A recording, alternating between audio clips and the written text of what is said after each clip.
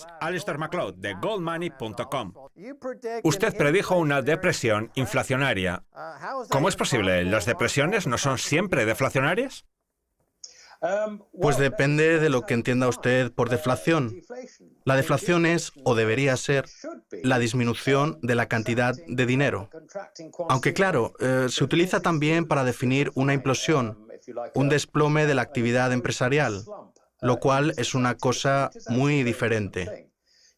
Se puede sufrir fácilmente una caída de la actividad empresarial al mismo tiempo que el poder adquisitivo de una divisa se precipita por el inodoro.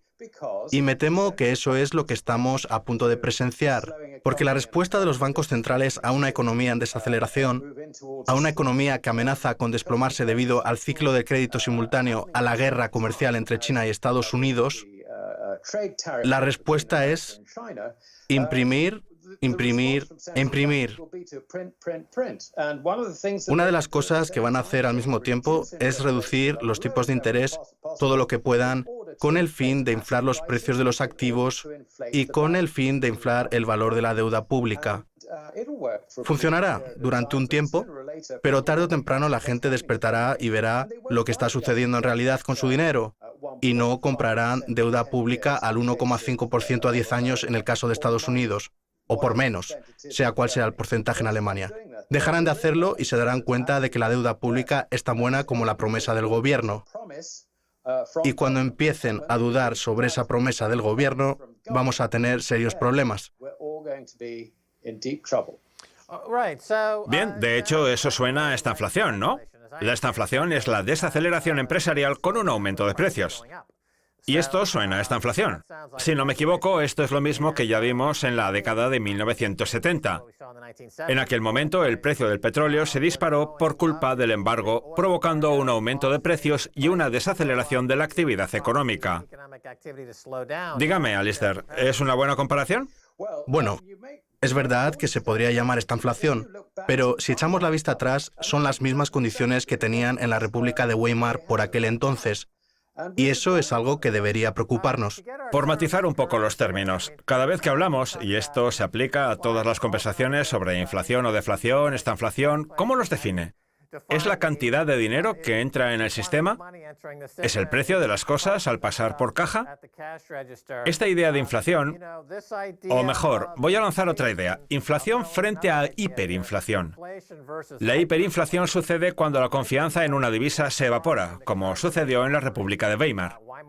Si la gente dejara de confiar en el sistema, se produciría una hiperinflación, si no me equivoco. Y ese sería el momento en el que veríamos cómo la divisa se desploma. Parece que la divisa que tiene más papeletas ahora mismo, y que es la primera en la lista, es el dólar. ¿No lo cree usted así? Sí, pero bueno, en realidad todas las divisas más importantes están en el punto de mira. Si nos fijamos en los índices de crecimiento del dinero en China, por ejemplo, ha estado creciendo a una tasa compuesta estimada del 12%. En el caso de Estados Unidos, ha estado creciendo a un ritmo del 9,5%. Y en esto estoy incluyendo el dinero fuera de circulación, que es básicamente el balance del Banco Central. Creo que en el caso de Japón es un poco menos.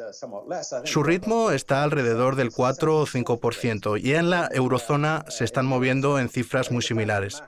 El problema aquí está en que tanto Japón como la eurozona están tensando mucho la cuerda, con unos tipos de interés negativos. Y uno piensa que si la economía keynesiana tuviese algún tipo de relevancia en el mundo real, la carrera de expansión de la oferta monetaria de Japón y de la eurozona sería mucho mayor de lo que es en el caso de China, que tiene los tipos de interés más altos de los 4, o Estados Unidos, que es el segundo con los tipos de interés más altos. Pero claro, esto no es lo que está pasando. Aquí lo que importa es imprimir. Y no son conscientes de que imprimir no es la solución. Esto no funciona. Lo único que conseguirán es ganar algo de tiempo para las empresas que están al borde de la quiebra. Lo más importante que hay que saber sobre esta depresión inflacionaria, si se prefiere ese término, es que estamos dirigiéndonos al desplome y que los deudores, los pocos que obtienen algún beneficio marginal, están dándose cuenta de que la vida cada vez se hace más cuesta arriba, que los bancos están hasta arriba de deuda tóxica. ¿Y qué pasa si sumamos todo esto? Que la gente empieza a echarse atrás.